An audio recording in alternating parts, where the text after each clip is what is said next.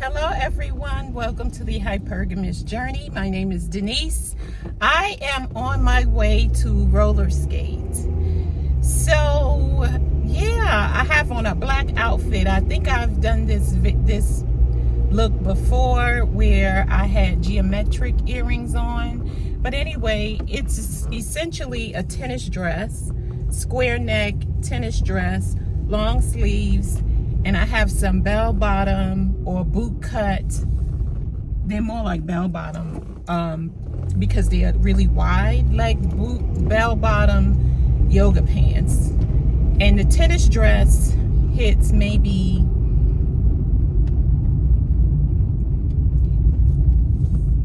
a little shorter than the middle of my thigh. It's a little shorter than the middle of my thigh, but it's really cute. And so, yeah, tennis dresses are too short for me. I weigh too much. I'm knock-kneed. I have spider veins on my legs and thighs. So it's just not appropriate. It's not a good look. But I know how to rock, come up with something that I feel cute in and everything. So that's what I'm wearing. I have on all black. I usually don't wear all black, but with a red lip, it makes me pop. I have silver jewelry on. My best friend gave me these cowrie shell bracelets. It's two of them. And she gave me this cowrie shell ring. Oh yeah, that's better.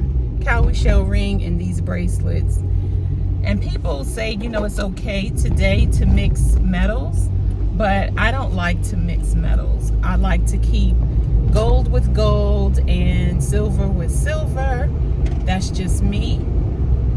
It, to me, gives a cleaner look, but do what you want. And so my best friend gave me this ring too. I think this is an amber stone. And she gave me these round bracelets. And if you from old school, you know about these kinds of bangles. These kinds of bangles right here, where you could get them for $5 and they were 100% sterling silver, and now they're like $30, $40, $50. And these came from the Caribbean. I can't remember if it's Trinidad and Tobago. It wasn't Jamaica. I would remember that. You know how we are people not from the Caribbean, we think everything comes from Jamaica. Like that's the first Caribbean island we think of, Jamaica. But it wasn't Jamaica. I think it was Trinidad and Tobago. So anyway, I want to talk about your superpower. Your superpower. And I've been dating really quality dates for the last 2 years. But I started dating in 2019 when I changed my outside appearance, started wearing makeup. I always wore dresses and skirts, so that wasn't a really big deal. But the biggest change on the outside was learning to smile at everyone, men, women, children, teenagers, teenage boys, just like have this general smile plastered on my face. It was a genuine smile plastered on my face so that I could get used to looking at men and smiling and doing the flirt technique of looking in the eyes of a man for 5 seconds while smiling. And because I wasn't used to doing that, I had to practice by always having a smile on my face. And I was smiling at, like I said, everyone, babies, toddlers, preschoolers, just everybody. I can't emphasize that enough, so that I could get used to just walking around with a smile on my face, and no matter who I looked at, I could smile. And then if I saw a target, then I could look at him for 5 seconds.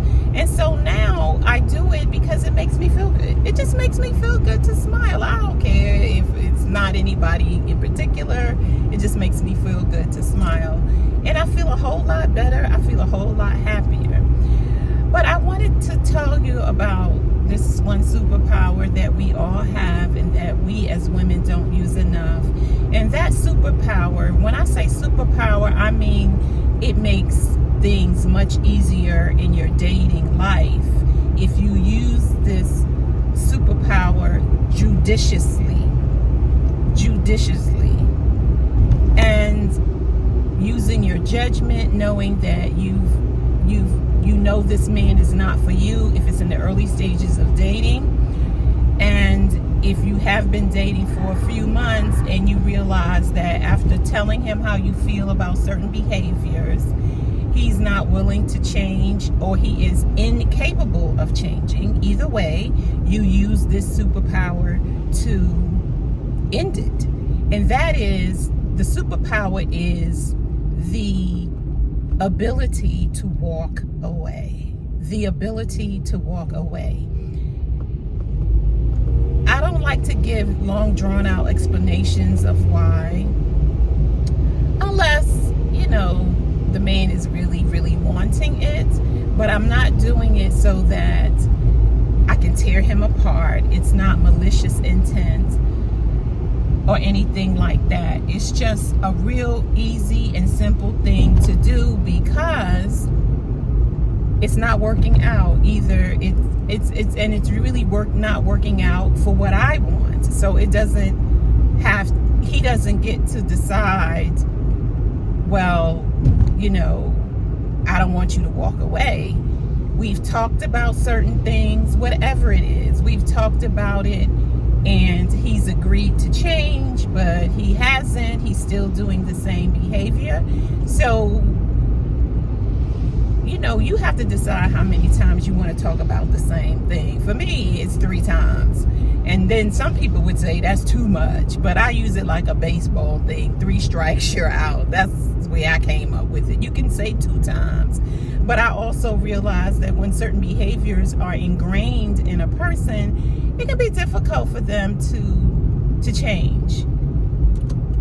But you can, as long as they are willing to try and I see an effort, then I can say, okay, this person is trying, and maybe a little bit more time is used or needed, and he's a good person, or whatever your standards are. The thing about dating is that it's a nuanced thing. People are not perfect, you're not perfect, and so it becomes nuanced. But when you've had enough. Now that I'm sure of. Every woman knows when she has had enough. And so the superpower of walking away is for your benefit.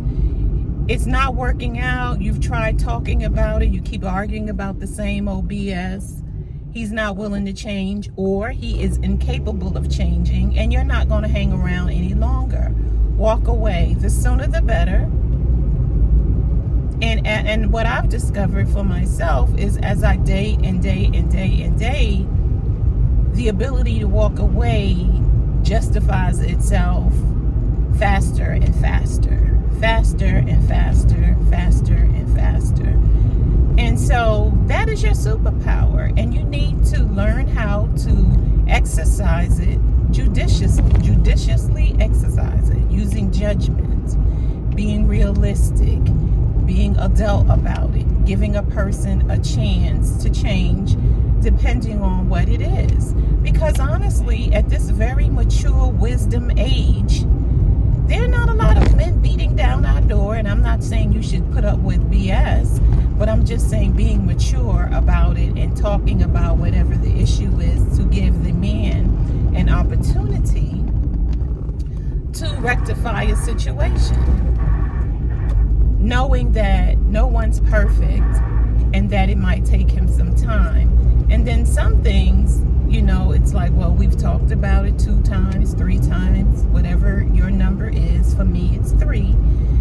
And you're not willing to change, and that's okay. Maybe you can't change, and that's okay. I accept it, and I'm going to move on. It doesn't have to be a long, drawn-out explanation. Well, remember the last time I talked about it, and you said blah, blah, blah, and you said you would change. He knows he don't want to change, or he can't change. He know. You ain't got to go through the long, drawn-out explanation. It's not working.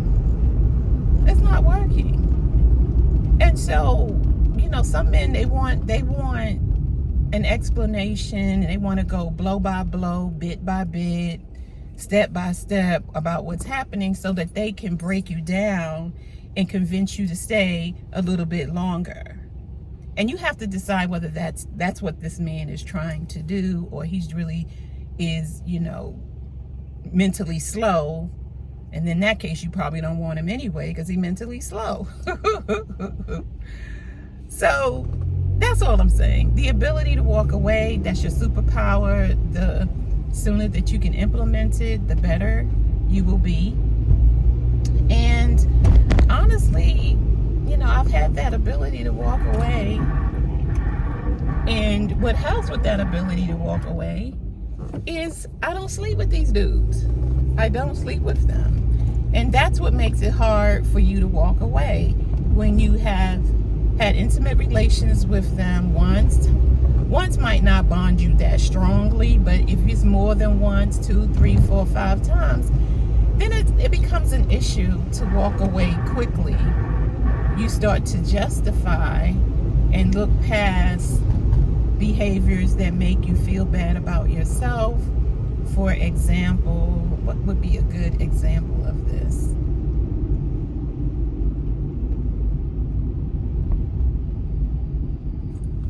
I'll just make up something. He consistently comes to get you late, like an hour late or 30 minutes late, without calling you and letting you know that he's running late, that traffic is this, he's caught up, without calling or texting or some way communicating with you that he's running late. But he's always late and you're tired of it. You've talked about it with him. What it is, and you're just saying, you know, call me or text me that you're running late. That's not hard to do. That's not hard to do. And if he doesn't do it, he doesn't want to do it, or he's incapable of doing it, and it's time for you to make a decision to use your superpower to walk away. Now, for some women, that might not be a deal breaker for them or warrant walking away, but for others it does, because we're not focusing on that little small behavior. What we're really focusing on is the bigger issue of him not taking your feelings into consideration and him not caring about how his lateness and lack of communication when he is running late makes you feel. So basically what he's saying is, I don't care how you feel about it. I'm going to do what I want to do. You can like it or you can leave. So you're going to take the latter. You're going to leave. And if he didn't like you that much anyway, he's going to be like, God, I'm glad she's gone. Good riddance. Or if he did or does, he's going to figure out how he can make it right. And he's going to do it. He's going to do right by you by doing what you've asked him to do. So I think that's it. That's all I wanted to talk about, you know, in terms of superpower, is the ability to walk away. That's your number one superpower. That's your number one superpower, the ability to walk away fast and early. Fast and early. Thank you for watching. Don't forget, October 16th is the in-person dating workshop, Aligned Love, Redefining Your Dating Strategy. And October 21st is the online version of Aligned Love, Redefining Your Dating Strategy. I'll put the links in the description, and I look forward to seeing you there. Until the next time, don't forget to like, share, and subscribe, and I'll see you in the next video. Bye.